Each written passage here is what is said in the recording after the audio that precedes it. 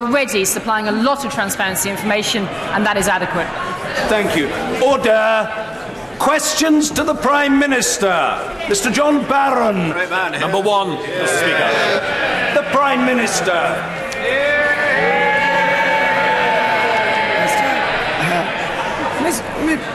Mr. Speaker, I'm sure the whole House will want to join me in expressing our deepest shock and sadness at the news of the air crash in Ethiopia on Sunday. Our thoughts and prayers are with the families of all 157 that were on board, including the British nationals who were amongst the casualties. I've sent a personal message of sympathy to Prime Minister Abiy and extended an offer of UK assistance. Mr. Speaker, this morning I had meetings with ministerial colleagues, including my right honourable friend, the International Development Secretary, who very helpfully offered to teach me sign language. In addition to my duties in this House, I shall have further such meetings later today. Mr. John Barron. I'm sure all of us concur with the Prime Minister's remarks about the disaster in Ethiopia, and many of us recognise the Prime Minister's efforts to secure a deal. But given that we profitably trade with the majority of the world's GDP outside the EU on largely WTO no-deal terms, has the time not come to look beyond this Westminster, this Remain-dominated Westminster bubble, and for all of us to recognise that the default position of our votes to trigger Article 50 is that no deal is better than a bad deal, so that we can honour the referendum and leave the EU on the 29th of March? Prime Minister. Mr. Speaker, it may be to the benefit of the House, and I'm sure people will recognise if I try and keep my answers shorter than usual today. Can I say to my honourable friend, I want to leave the European Union with a good deal. I believe we have a good deal. Yes, no deal is better than a bad deal, but have been working for us to leave on the 29th of March and leave with a good deal. Jeremy Corbyn. Thank you, Mr. Speaker. I absolutely concur with the Prime Minister's remarks about the disaster of the air crash in Ethiopia and indeed the earlier crash in Asia that affected the same aircraft. And could I also at this point commend the Civil Aviation Authority and the European Union for taking prompt action about the safety of the aircraft concerned. We need to ensure that all air passengers are as safe as they possibly can be. Mr. Speaker, the Prime Minister has been stubbornly declaring that the only choice is between her deal and no deal. Last night's vote finished off her deal. Tonight, she's not even showing the leadership to whip on no deal. Just a few weeks ago, the Prime Minister whipped her MPs against ruling out no deal. So how will she be voting tonight? Prime Minister. I'll be voting for the motion standing in my name. Jeremy Corbyn. Well, Mr. Speaker, there may well be other votes, and her Brexit strategy is clearly in tatters. Her deal has been twice rejected and is now dead. And she's not even asking her MPs to support her on it tonight. A couple of months ago, the Chancellor, who is here today, we'll hear from him later, reassured business leaders that the threat of a no-deal Brexit would be taken off the table, while the Business Secretary said a no-deal Brexit would be ruinous to the UK economy. Indeed, the government's own forecast suggests that no deal would knock 10% off the economy, damaging jobs and industry. Why is the Prime Minister still ambivalent about the outcome? Prime Minister. I say to the right honourable gentleman, I've been working for leaving the EU with a deal. Businesses and business organisations have been clear across the UK that they want MPs to back the deal. Yes, businesses worry about the uncertainty of Brexit, but there's one thing they worry about more, and that's a Corbyn government. Well, Mr. Speaker, the Prime Minister doesn't seem to understand. Her deal has been flatly rejected twice by this House by unprecedented majorities. And even this morning, the CBI has said that no deal would be, and I quote, a sledgehammer to the economy. And went on to say there has been no consultation with business, adding, this is no way to run a country. The reason her deal is now dead is because at every step of the way, the Prime Minister has refused to listen. refused to listen to manufacturers, refused to listen to trade unions about the best way to protect jobs in this country, which is to agree a customs union. Manufacturing is now in recession. Many companies have laid off many workers. Her own deal has been decisively rejected. When will she listen to those workers who are concerned about their jobs, those businesses are concerned about their future, and accept the case there has to be a negotiated customs union with the EU? Prime Minister. When it comes to the CBI said that the Labour government's policies would lead to a drop in living standards. That's not very good for the people he claims to stand up and represent. But he talks about a customs union, which of course was part of proposals that he put forward. But it's yet another position that he's taken. He's moved to being in favour of a second referendum, but I note that last night he didn't actually refer to a second referendum. He's just spoken about a deal, about a customs union that's already been rejected, and actually, in the past, very often rejected by him. Jeremy Corbyn. Mr. Speaker, it would be rather reckless to rule out any option at the present time for the Prime Minister, I would have thought.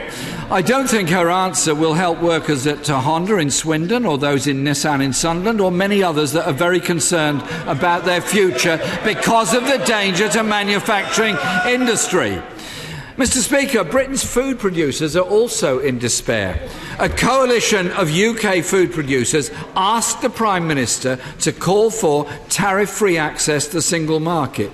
With her red lines now in tatters, will she now back the view of UK food producers and back close alignment to the single market to secure their industry? After all, she promised at Chequers there would be frictionless trade. Can I say to the right honourable gentleman that the deal that we have negotiated includes access to the European Union on the basis of no tariffs? Might help if he'd actually read it. Jeremy Corbyn. Mr. Speaker, it was a former DEFRA secretary, the member for North Shropshire, who was campaigning to leave in the referendum and actually said during that, and I quote, because it's not the kind of language I would use, only a madman would actually leave the single market.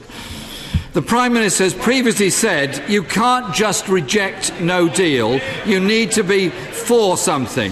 So with her own deal now so decisively rejected, can we be informed by the Prime Minister what is she now for? Does she now recognise the Labour alternative, the 5 pillars we put forward, is the credible show in town, available and ready to be negotiated? Isn't it time she moved on from her red lines and faced the reality of the situation she has got herself, her party, this Parliament and this country into?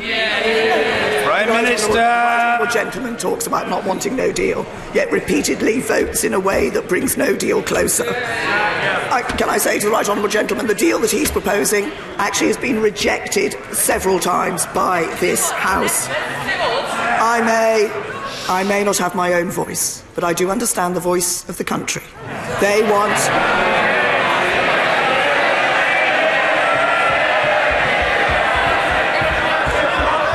The House must calm itself.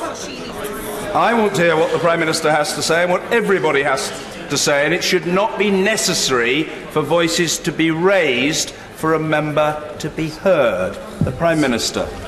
And that is, people want to leave the EU, they want to end free movement, they want to have our own trade policy, they want to ensure laws are made in this country and judged in our courts. That's what the deal delivers. That's what I continue to work to deliver. He used to believe that too. Why is he just trying to frustrate it? Jeremy Corbyn. Speaker, I do have sympathy with the Prime Minister's voice, and I hope it soon recovers. I understand how painful this is. The Prime Minister's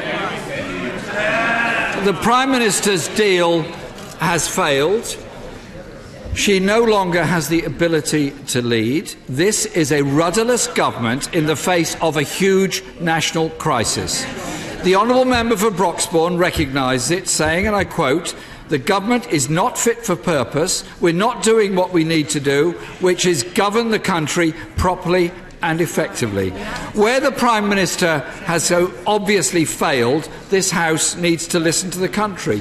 Listen to unions, listen to people in work fearful for their future, manufacturers and businesses, workers and European Union citizens who've made such a fantastic contribution to our society, and British citizens across Europe, all facing uncertainty, jobs and industry at risk, the country in crisis. She needs now to show leadership.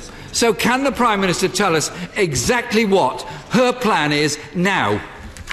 The Prime Minister! Can I say to the right honourable gentleman, I continue to believe that the House today will have an opportunity to vote on no deal.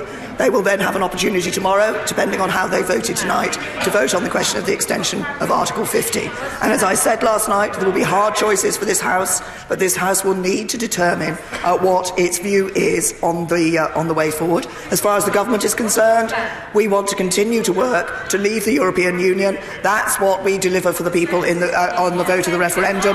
We will continue to work to deliver leaving of the European Union, but to deliver leaving the European Union with a good deal. And as regards the right honourable gentleman, he doesn't agree with government policy. He doesn't even agree with Labour Party policy. He has nothing to offer this country. Andrew Rossingdale!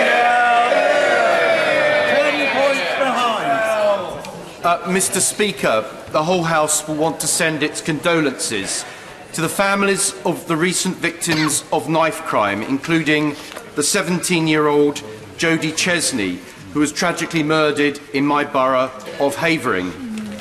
But when 2/3 of those carrying a knife escape custodial sentence, and when 1 in 5 repeat offenders avoid prison, what assurances will the Prime Minister give that we are serious about getting tough on knife crime? And does she understand why so many people are fed up with soft sentencing? Can I say to my honourable friend, first of all, that I'm sure that members from across the whole House will want to join me in sending my deepest sympathies and condolences to the family and friends of Jodie. And I know there's nothing that we can do or say that is going to ease the pain that the family are going through at her loss.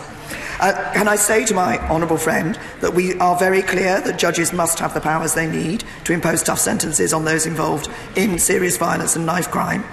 The law already provides for a mandatory prison sentence for a second offence of carrying a knife, and conviction of a knife or offensive weapon offence is now more likely to result in some form of custodial sentence, and for longer than at any point in the last 10 years. Obviously, individual sentencing decisions are a matter for the courts, but we are catching and prosecuting more people who carry a knife. Those who are convicted are now more likely to go to prison and for longer. But as I set out in Prime Minister's questions last week, both I and the Home Secretary are working to see what more we can do to deal with the serious violence and the knife crime that has beset so many of our communities. Ian Blackford. Thank you, Mr. Speaker. Can I associate myself with the remarks of the Prime Minister of the tragedy in Ethiopia and the tragic loss of life? And of course, on this day we commemorate the sad loss of the 16 young children and their school teacher in Dunblane that were cruelly cut down by Thomas Hamilton. And of course that sanctity of young life is something that we remember today when we hear the news that the Honourable Member for Murray and his wife Crystal gave birth to a young son, and I'm sure the whole House will want to congratulate him. Mr. Speaker, a no deal will result in unprecedented harm. Does the Prime Minister really want to be the first Prime Minister in history to deliberately plunge the United Kingdom economy into recession? First of all, can I say to the right honourable gentleman, I'm pleased to add my congratulations to my honourable friend, the honourable member for Murray, and his wife on the birth of their son. Can I also say to the right honourable gentleman that I'm sure the thoughts of the whole House are with him in remembering the terrible events that took place in Dunblane and the terrible loss of young life that we saw when that happened. And then can I finally say to the right honourable gentleman, he will of course hear the spring statement from my right honourable friend, the Chancellor of the Exchequer, in a short time. I'm pleased to say that will show the strength of the United Kingdom economy, the strength of the United Kingdom economy of which Scotland is able to participate as a member of the UK. Ian Blackford. Mr. Speaker, in 16 days, the United Kingdom runs the risk of crashing out of the European Union with a no deal. And we know from the government's own analysis that that will crash the economy. Why doesn't the Prime Minister show some leadership today, do the right thing and whip all her MPs to take no deal off the table on the 29th of March and forever? Prime Minister! You can only take no deal off the table by doing one of two things. Revoke Article 50. Revoke Article 50, which means betraying the vote of the referendum, or agree a deal. If the right honourable gentleman wants to take no deal off the table, he should have voted for the deal. Lightwood! Thank you, Mr. Speaker. As our honourable friend, the member for Romford, said, nearly a fifth of people convicted for a second or subsequent time of possessing an illegal knife are spared a prison sentence. We would not accept this for firearm offences. Will the Prime Minister look again at sentencing guidelines and sentencing practice to ensure that anyone carrying an offensive weapon gets the sentence they deserve? Well, again, I say to my honourable friend that I fully appreciate the concern that he and our honourable friend, the member for Rossendale, and others across this House have shown on this issue. The most recent statistics show that 82% of offenders received a custodial sentence for repeat possession offences. Obviously, as I said, sentencing decisions are a matter for the courts. But we do, as a government, regularly look at ensuring that the powers are there to ensure that tough sentences can be imposed on those who are involved in knife crime. Rosie Duffield! Thank you, Mr. Speaker. On Friday, some of the excellent head teachers in my constituency sent letters home with their pupils detailing to parents how their budgets have been slashed by 8% and they're struggling to make ends meet. They have asked on three separate occasions since September 2018 for a meeting with the Secretary of State for Education to discuss school shortages in Kent and have been refused. So can the Prime Minister please ask him to meet with Ms Spinks, Ms Hines, Mr Wright, Mr Cooper, Ms Butcher, Ms Nope, Mr Pywell and others as a matter of urgency? Prime Minister! Well, I'm sure I will ensure that Ministers in the Department for Education have heard the request that the Honourable Lady has put forward. But just to remind her and members of this House, the school's budget this year is £42 billion. That is the highest school budget ever. Order! The Honourable Member for Yardley is usually advocating good and respectful behaviour, which she must now herself exemplify, notwithstanding her passion or insistence upon her point of view, in which she is not exceptional. The Prime Minister. Thank you, Mr Speaker. The school's budget is the highest ever this year, and we've given every local authority more money for every pupil in every school this year. Mr Peter Bow!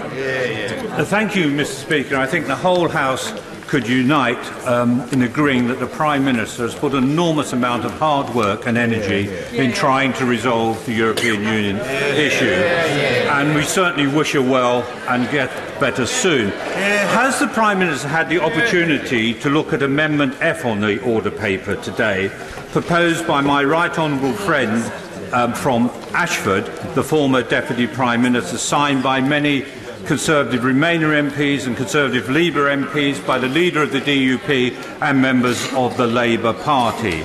I believe that, Mr Speaker, would unite the Conservative benches and would the Prime Minister and attract support from the opposition benches.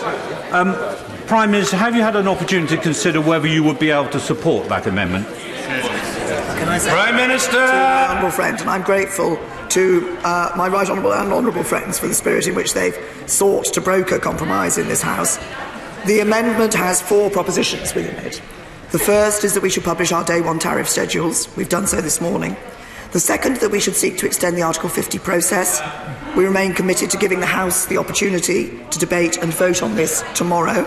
The third, that we should unilaterally guarantee the rights of EU citizens resident in the UK. I'm pleased to reconfirm that we have done this. And the fourth is to seek to negotiate an implementation period in return for a financial payment, but without the withdrawal agreement that we've agreed. The EU have made it clear there will be no agreement without a withdrawal agreement, and that includes what we've already negotiated on citizens' rights, a financial settlement and a Northern Ireland protocol. The plan that exists, that has been agreed, is obviously the deal that was put to the House and rejected by the House last night. But as I say, the EU have made clear that they would not accept elements of what is in the current withdrawal agreement without them being in a withdrawal agreement. J. Platt. Thank you, Mr. Speaker. On Monday, it will mark 40 years since the Gold One mining disaster in the constituency of Lee. It's a disaster which saw the tragic death of 10 miners, which still reverberates throughout our community and affects the families of those involved.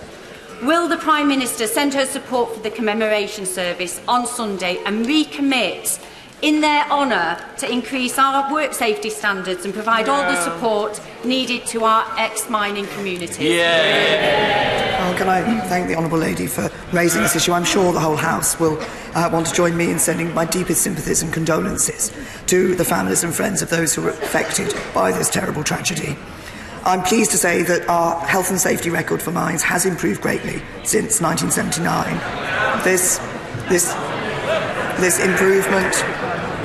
improvement has resulted from learning from previous incidents such as the Goldbourne tragedy and to prevent as far as possible disasters like this.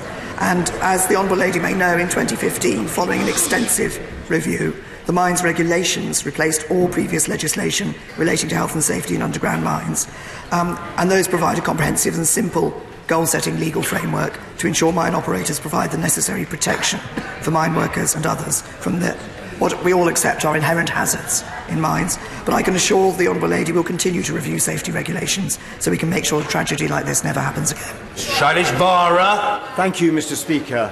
Given that no-deal Brexit is the government's default position, will the Prime Minister kindly inform the House that she will instruct the Chancellor of the Exchequer to make available whatever funds are required to ensure that the country is as best prepared as possible in the event that we do leave on a no-deal basis? Can I say to my right honourable friend, obviously we continue to be working to leave in an orderly fashion with a deal, but we have made funding available. That funding is being used to ensure that we have preparations for a no-deal. Bridget Phillipson.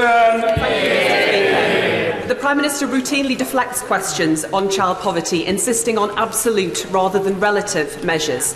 Can she assure the House that if the figures published later this month on her own preferred measure of absolute poverty showed that child poverty is rising, that she will at last join those of us calling for a pause to universal credit? Prime Minister. I say to the Honourable Lady, I continue to believe, as I have said in this House before, that the best route out of poverty is through work.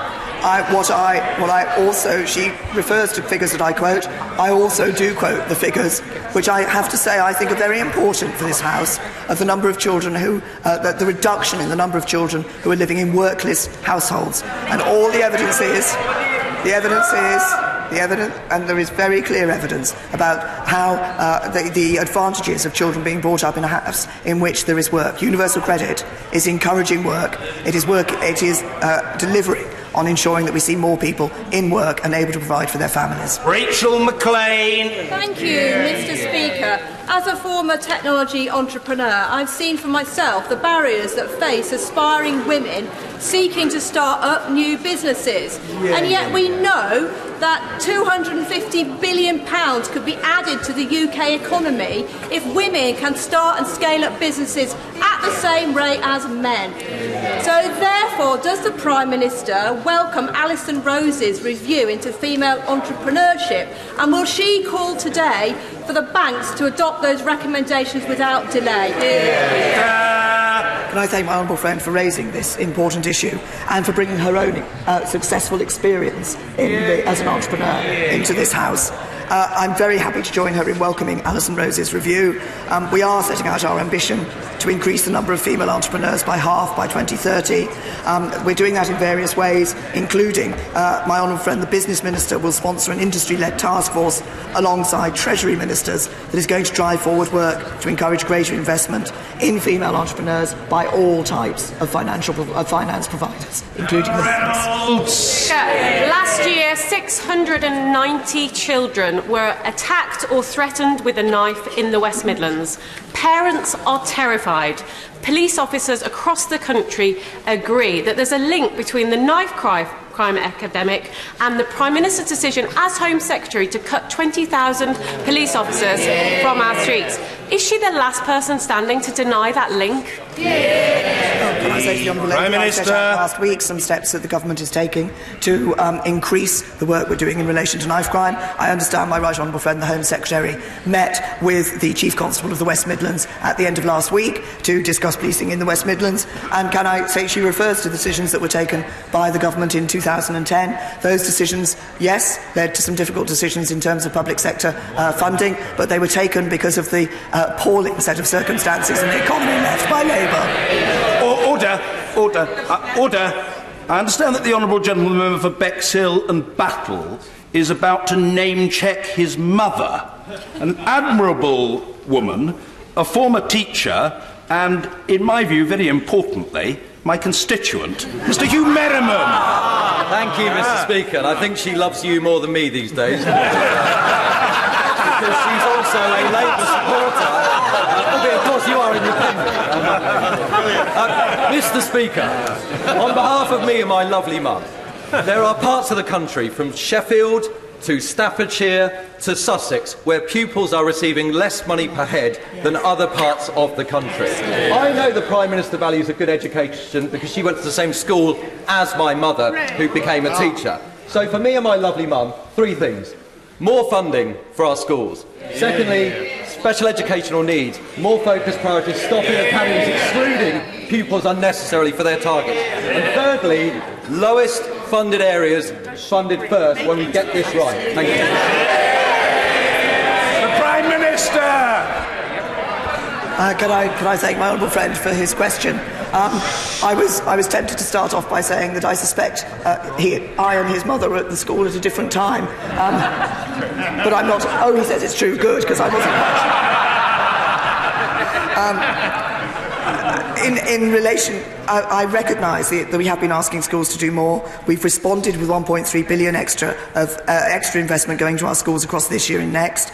So the core schools budget will be rising by around 2.6 billion in total, and overall per pupil funding is being protected in real terms by this government.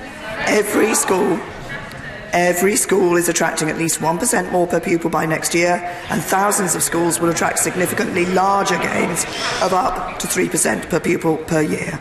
This investment will mean more children having the chance of a better future. But of course, what matters also is the quality of education that is provided. And I would commend my honourable friend's mother, who I understand was a teacher, for the work that she has done in education, and say the thanks from this whole House to all our teachers up and down the country for the work that they're doing. Lynn Brown! Thank you, Mr. Speaker. As I told the Prime Minister a month ago, my constituent Mariam was diagnosed with SMA1 in November of last year when she was just 4 months old. She needs Spinraza now and is likely only to live a few months with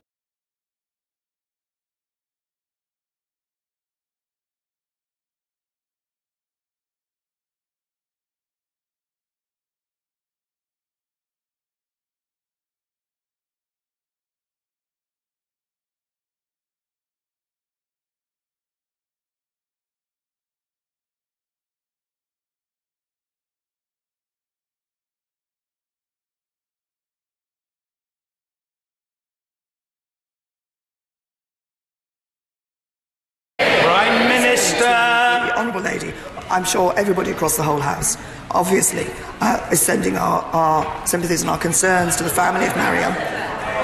We recognise this must be an incredibly difficult time.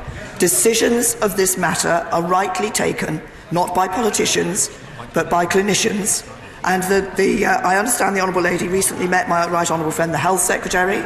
As she says, did look at the relevant information to this appraisal committee meeting on the 6th of March when it was considering recommendations in relation to this. But it is right that the benefits and the evidence in relation to new medicines are properly considered by the experts in the field, by the clinicians. The Department for Health and Social Care is working with NICE on this issue. Andrew Griffiths. Mr. Speaker, my constituent, Nicola Morgan Dingley, is a wife and a mum. She was just 36 when she was diagnosed with triple-negative breast cancer, the most virulent form. Sadly, at 38, Nicola has a terminal diagnosis. She's asked me to ask three things today, Prime Minister. First of all, will you look at publicising the fact that women should never miss a mammogram and how important it is that they attend? Secondly, will she consider lowering the age with which women are able to seek a mammogram so that more women aren't missed out? And thirdly, there are some immunotherapy trials taking place across the country which could potentially offer a lifeline to Nicola. Will she consider expanding those trials so that Nicola can get the help that could save her life? The Prime Minister. Can I say to my honourable friend that obviously I'm sure the whole House shares his concern for his constituent Nicola, and our sympathies are with her and her family and friends. She asked about three things. In relation to the age at which a screening becomes available or is required, that is a matter that has been looked at previously, and I'm sure this is something that as we look forward to the long-term plan, will be considered again. But my understanding is that the decision is based on the evidence again about the benefits of these screenings at certain times. He referenced the immunotherapy. The National Institute for Health Research has delivered 64 studies of immunotherapy for women with breast cancer to date. 28 studies are currently open to recruitment and 14 studies are currently in set-up. But I'll ask the Department for Health to respond to him about the specific case of his constituent. And finally, the third point that he raised from Nicola, absolutely right. I would urge all women to attend their mammogram appointments. They're vitally important. They could save your life. Stephen Hepburn. Does the Prime Minister not feel guilty that parents and teachers are forced to buy books and pens for schools and heads of cleaning classrooms? Prime Minister. The honourable gentleman heard the response I gave earlier. We are putting more money into our schools. We're ensuring that overall per pupil funding is being protected. Yes, we have been asking schools to do more. I recognise the pressures that there are on schools, but the government has responded with more funding. Mr. David Duquette. No, the honourable gentleman. He had previously signalled an interest, and I was trying to accommodate him, but never mind. Yes, very well. Mr. David Tredinnick. Thank you, Mr. Speaker. If my right honourable friend had been elected as leader of the Labour Party, would she be allowing a free vote this evening? She's not responsible. Can I say to my honourable friend, I think that actually there are passionately held views on this issue and differences of opinion on this issue, and I think it would be of benefit to the House if there was a free vote across the House. Mr. Alistair Carmichael. Thank you, Mr. Speaker. On Sunday, the community of Fair Isle in Shetland suffered a devastating blow when their world-renowned bird observatory was destroyed in a fire. The impact, Mr. Speaker, of something like that on a community of 60 people is absolutely devastating, and they are still coming to terms with it. Will the Prime Minister join me in thanking those who have already supported Fair Isle, including the firefighters who tackled the blaze and those who transported them?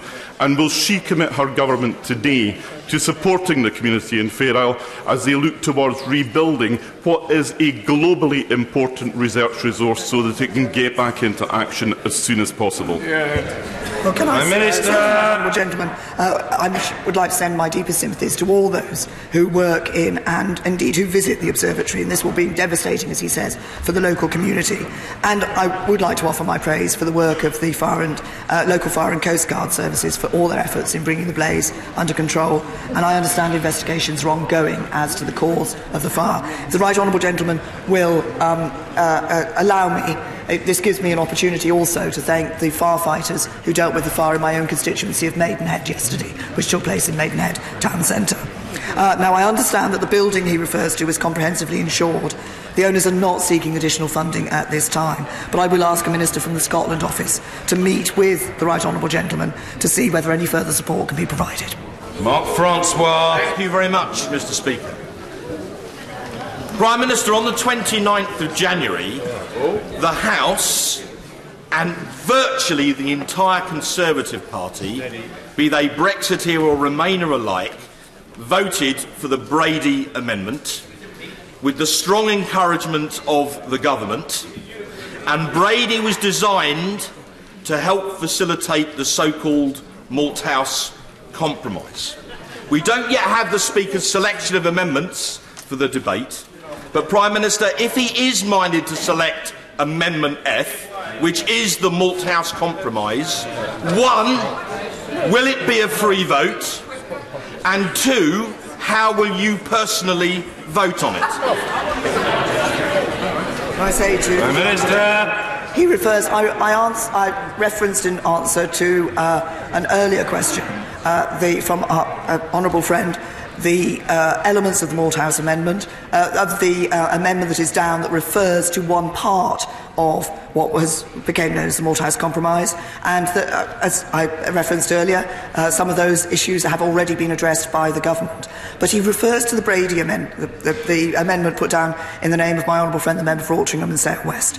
That was about alternative arrangements replacing the backstop. Our honourable friend also indicated other ways in which the backstop, concern about the backstop should be dealt with. Of course, what we have agreed in a legally binding character with the European Union is that commitment to ensuring that alternative arrangements are indeed available by the end of December 2020, so that they can do what that amendment required and can replace the backstop. Paul Williams. Thank you, Mr. Speaker. Jodie Whiting was a mother of 9 from Thornaby who died by suicide in 2017. Just before her death, she missed a work capability assessment because of health problems and was sanctioned. The independent case examiner has found multiple and significant failings by the DWP, including 5 missed opportunities to identify that she had mental health problems and properly safeguard her. Her family are asking for an apology and to make sure that this can never happen again to anyone else. Can the Prime Minister offer this? Minister. I say to the honourable gentleman, he's absolutely right to raise this appalling case that took place, and our thoughts and sympathies are with Miss Whiting's family at this time. As he said, what's been identified is that there were mistakes in handling her case, and he's absolutely right. The Department has apologised for their failings, and they are providing compensation to the family. That, of course, can never bring Miss Whiting back. We obviously need, the point he made is that we need to learn from this case, and that is why absolutely the Department is looking at that case to make sure that we never see these sorts of failings happening again and leading to such a tragic consequence. Pawsey. Thank you, Mr. Speaker. The Prime Minister has rightly made a priority to deliver more homes. So will she welcome the great work of pro-growth Rugby Borough Council, which is currently providing new homes at over 3 times the UK average rate, with 739 last year and 860 alone underway with 4 house builders at Halton? Prime Minister. So to my honourable friend, I'm very happy to commend the work of his local council in providing more homes. I think this is very important. I'm also pleased that under this government, last year we saw more homes being built than in any year in the last 30 years, bar one. That is a record that we should be proud of, and obviously his council is very helpfully contributing to that. I'm sure will continue to support the real need to ensure that we have sufficient homes for families up and down this country. Martin Doherty Hughes. Thank you, Mr. Speaker. You will know that Western Berkshire has 2 notable anniversaries this week. Today, the 78th anniversary of proportionally the worst aerial bombardment in the history of the United Kingdom, the Clydebank Blitz. I'm sure the Prime Minister would wish to be the first ever British Prime Minister to note it.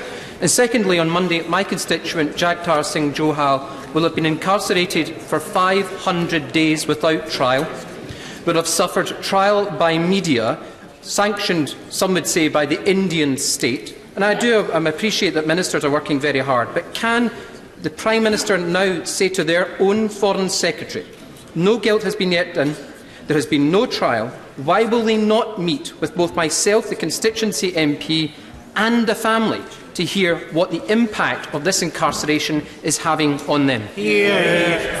Prime Minister. Gentlemen, first of all, I recognise the point that he made about the aerial bombardment that took place all those many years ago and the impact that that had on the local community. On the specific case, ministers are dealing with this. They have been actively involved in this case. I will ensure, obviously, the Foreign Secretary has heard the request that he has put forward for a specific meeting. I believe one of the ministers is actually dealing with this case and will, I'm sure, be pleased to meet with him.